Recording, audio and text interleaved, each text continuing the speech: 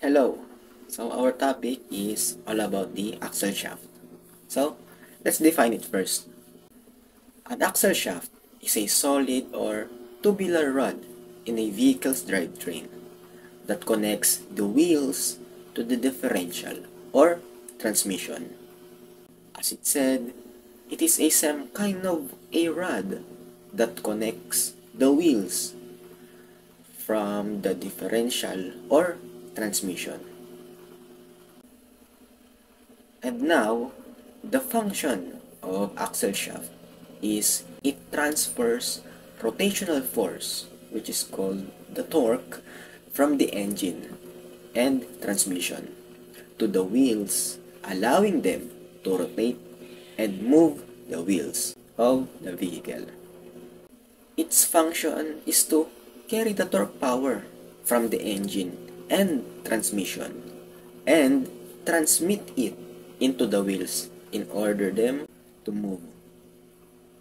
Purpose: the axle shaft ensures smooth and efficient power delivery, supports the vehicle's weight, and withstands forces from acceleration, braking, and cornering. With its purpose, it is not only a power receiver but also involved when it comes to driving efficiency of a vehicle. So, overall, axle shaft supports the wheels itself in order to move, and also a critical component in maintaining stability and control while driving. Thank you. The axle shaft is essential for rotating wheels or gears. Originated with the wheels in ancient Mesopotamia circa began 3500s in BCE as a wooden shaft. The Romans enhanced it with metal reinforcement for durability. During the Industrial Revolution, axles transitioned to iron and steel supporting trains and vehicles. The 20th century saw advancements like differential, CV joints, and high-strength materials, improving efficiency and flexibility for automobiles. Today, axle shafts use advanced materials and designed for electric, hybrid, and performance vehicles, showcasing their evolution alongside transportation technology.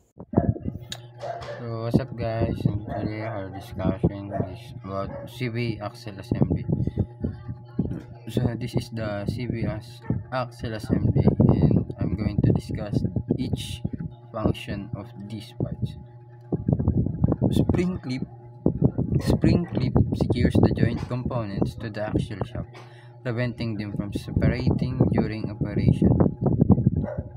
Inboard joint. The inboard joint connects the axle shaft to the transmission, allowing it to transfer power while accommodating slight movement. Snap ring holds components tightly in place within the assembly, ensuring stability.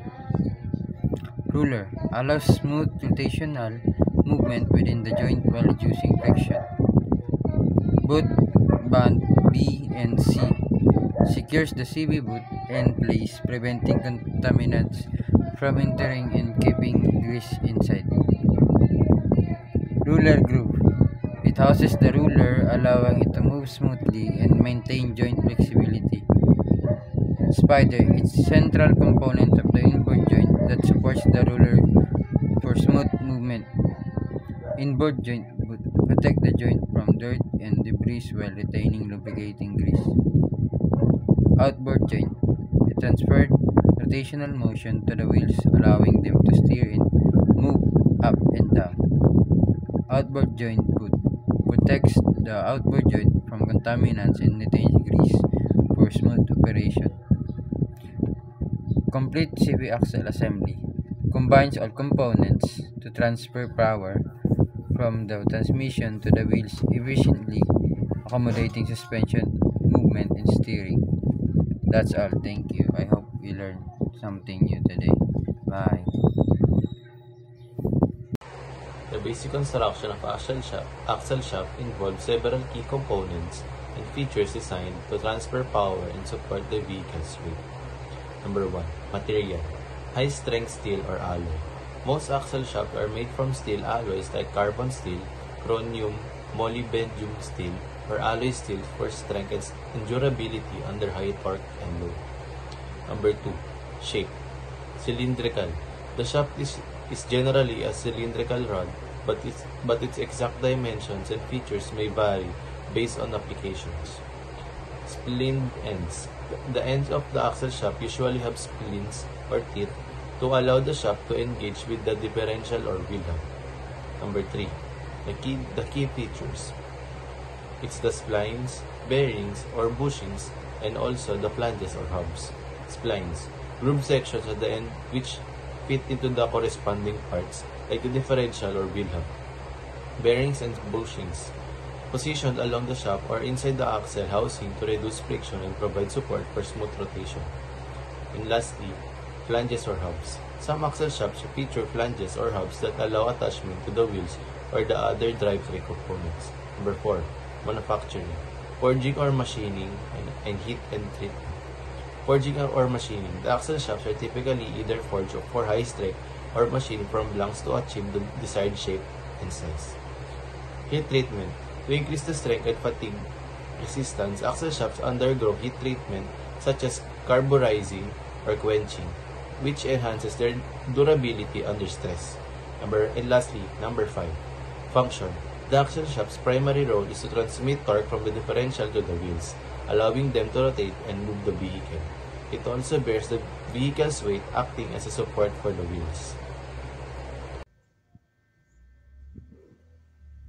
Rear axle. Located between the differential and driving wheel, the axle transmits power between the two.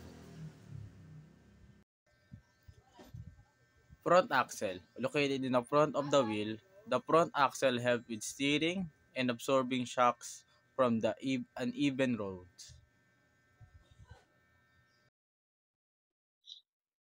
Stub axle. A stub axle, often referred to as stub axle, is one of the types of front axle that hold one wheel in a rear-wheel drive vehicle. It's essential to understand what is a stub axle and its significance. The axle is capable of limited angular speed above the kingpin to drive the vehicle. Dead front axle.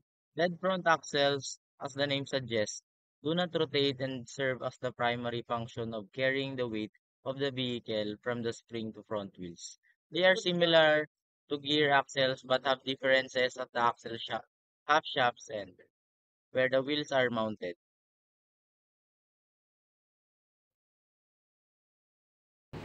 Imagine a car and picture its wheels spinning. Those wheels are connected to the car frame through a sturdy bar called axle.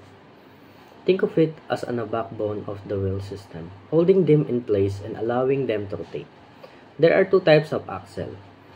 Drive axle, which are connected to the engine and transmitting power to the wheels, making the car moves, and the non-drive axle, which simply supports the wheel.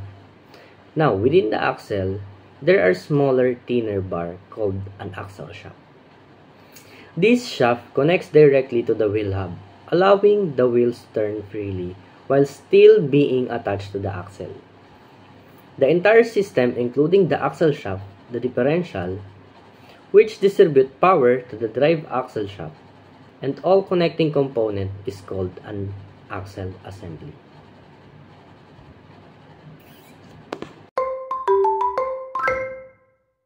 Our topic for today is about axle shaft system. Axle shaft system are crucial components in vehicles that transmit power from the differential to the wheels.